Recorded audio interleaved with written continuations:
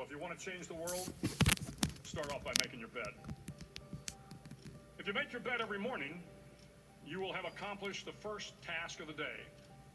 It will give you a small sense of pride, and it will encourage you to do another task, and another, and another. And by the end of the day, that one task completed will have turned into many tasks completed. Making your bed will also reinforce the fact that the little things in life matter. If you can't do the little things right, you'll never be able to do the big things right. And if by chance you have a miserable day, you will come home to a bed that is made, that you made. And a made bed gives you encouragement that tomorrow will be better. To pass SEAL training, there are a series of long swims that must be completed. One is the night swim.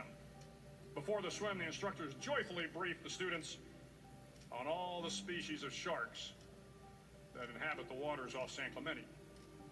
They assure you, however, that no student has ever been eaten by a shark, at least not that they can remember. But you are also taught that if a shark begins to circle your position, stand your ground. Do not swim away. Do not act afraid. And if the shark, hungry for a midnight snack, darts towards you, then summons up all your strength and punch him in the snout, and he will turn and swim away. There are a lot of sharks in the world. If you hope to complete the swim, you will have to deal with them. So if you want to change the world, don't back down from the sharks. Over a few weeks of difficult training, my SEAL class, which started with 150 men, was down to just 42. There were now 6 boat crews of 7 men each. I was in the boat with the tall guys, but the best boat crew we had was made up of the little guys, the Munchkin crew, we call them. No one was over 5'5". The Munchkin boat crew had 1 American Indian, 1 African American, 1 Polish American, 1 Greek American, 1 Italian American, and 2 tough kids from the Midwest. They out-paddled, outran, and outswam all the other boat crews. The big men in the other boat crews would always make good-natured fun of the tiny little flippers the Munchkins put on their tiny little feet prior to every swim.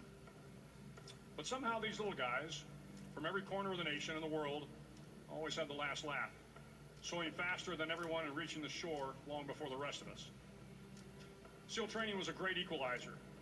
Nothing mattered but your will to succeed, not your color, not your ethnic background, not your education, not your social status.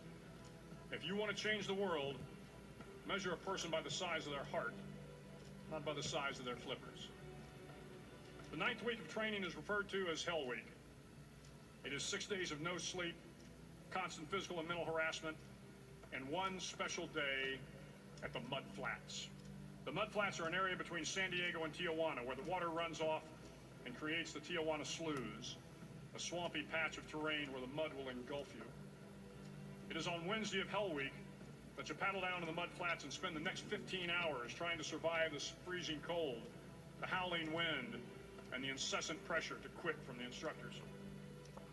As the sun began to set that Wednesday evening, my training class, having committed some egregious infraction of the rules, was ordered into the mud. The mud consumed each man till there was nothing visible but our heads. The instructors told us we could leave the mud if only 5 men would quit.